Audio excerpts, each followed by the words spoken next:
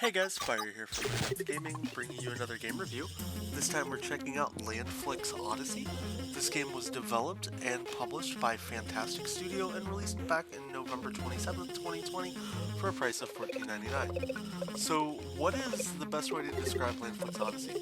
It's basically if Mario crashed into, modern day kind of functioning 3D platformers and then landed in every single favorite movie style that there really is in our modern times. So Stranger Things, Walking Dead, Game of Thrones, added some weird little collectibles and mechanics, and somehow had aliens get involved, and this is the game that we're presented with. This is actually a really fun little platformer to go through and play around with. You're going to experience a ton of different kind of cliche references and things like that as you play through the game, as well as having to hunt and find all the collectibles at the same time. Now, you don't need to find everything, but the coins that you do pick up in the levels are actually your currency to buy, I guess you would call them, new episodes in the game. So it's really interesting how the game functions, and it can be pretty tricky as you try to run around and get everything in the levels. There's 100 coins and then 3 little unlockable things, and then just a ton of different enemies that you get presented with.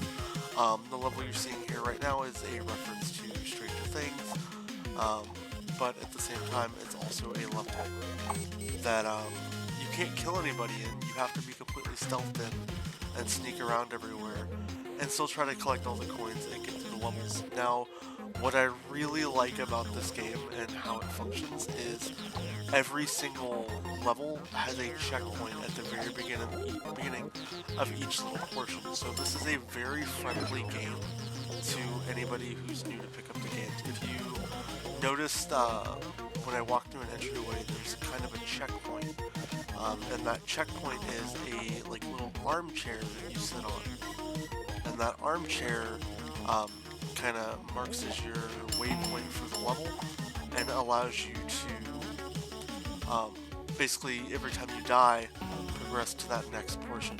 So it's really nice. Nothing's too overly difficult as you're playing this game, and it's very user friendly. I do like how there are the 3 kind of collectibles that you have to find hidden throughout the world, and you don't have to do every single collectible in the game. You don't have to pick up all the coins, but it's pretty much how you unlock the next chapters and sections in the levels that you're in. So you are encouraged pretty strongly to find those collectibles. Now, along with that, there's these little alien teleporter worlds, at least for the Stranger Things, and each game kind of has its own play on different things, whether it's like zombies and Walking Dead or things like that, that really try to connect this game to those certain stories. And I think that's a really creative way to play the game, and it's really neat to just experience different just different ways and takes on this kind of type of game. Like, if you grew up in the whole Mario world back in the 80s and 90s, and all those 3D platformers and retro bit games, this game's really going to give you a modern take to those shows that you love, but also maybe help connect you with maybe younger audiences that might have a lot more in common with the games you play than you think, and could be a good way for you to connect and interact with them. As far as the art style, it's fantastic. All the different genres look great. If you guys want to see us play and upload some footage of the Walking Dead episodes, the Game of Thrones themed ones, let us know down in the comments. If you want to see more gameplay, some of the boss fights, I'm just trying to showcase one of the levels in the game just while I'm talking about it.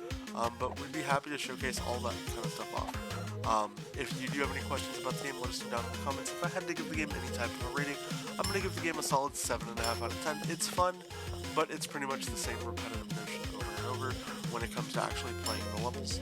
I do enjoy that it's easier, but at the same time, maybe not as frequent of checkpoints. Literally every time you walk into an area, there's a checkpoint. But nonetheless, it is still pretty fun to play through. I've enjoyed my time, and I plan on continuing to play this game more. I think if they have the opportunity to add some expansions into the game, that would be pretty cool. Maybe play on some other TV series, things like that. But outside of that, if you guys do have any questions, I hope you guys enjoyed this review. If you haven't already subscribed to our channel, and I hope you have a wonderful day. We will catch you guys next time.